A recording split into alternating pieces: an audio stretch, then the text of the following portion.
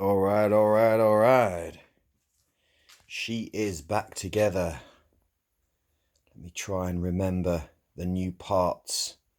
So we have a new Just Bash It top hinge pinned holder, two new hinge pins, two new shock shafts up front.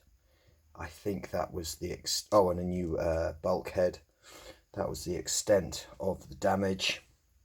Everything else was in good order. I have reduced the weight of shock oil I'm using, and I am much happier with the way the car feels now. It's much better. The rear camber has been sorted out, and interestingly, this might be helpful to some people. I thought I had a significant problem with the rear diff, ring and pinion, horrible noise. I had actually put too long. These four were too long. These M4 screws in the back here, or bolts, were too long, and they were actually interfering and rubbing against the ring and pinion gear because they come through into the inside of the diff case.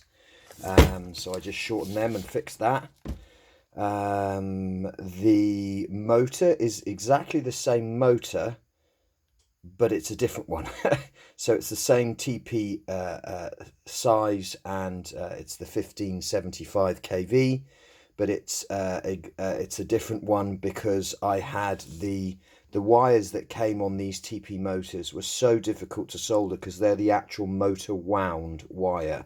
They come from the motor. They are thick wires, and they are the actual wind, so you cannot shorten these motor wires on this particular TP motor, and I genuinely just didn't have the skill to solder them correctly.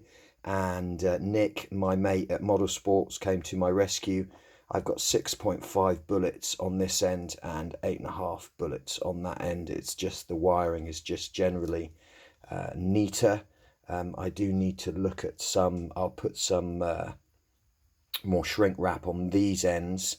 To stop arcing, I shrink wrap over the connections. So I will shrink wrap over these rear connections as well, so there's no chance of arcing. I've turned the gyro down because we got some gyro data last time. It was up too high, so I've turned the gyro down, and she is ready to rock and roll again.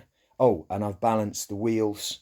I use a prop balancer that's meant to be for propellers, and I've balanced them. And listen, I balance them as best I can. I just do it so that I get a more balanced wheel. They're not perfectly balanced, and I do it with this lead tape that is meant for golfers. There it is inside the wheels, and it just stops any significant vibration at high speed. So that's the new rear wing mount on as well. So basically, she's ready to rock and roll. I just need some decent weather. Front wing is still in the post from a little machinist in Brazil. You've all probably seen him on eBay. I've had a couple of his bits and pieces over the years, some double motor mounts and stuff, and they've all worked out well. So the street beast, is ready to rock and roll. I can also don the new body because I have some proper body clips now as well. So the new body can actually be used, although I might just use the bashing body whilst I'm learning to drive the thing, because evidently I'm not a very good driver from the last video.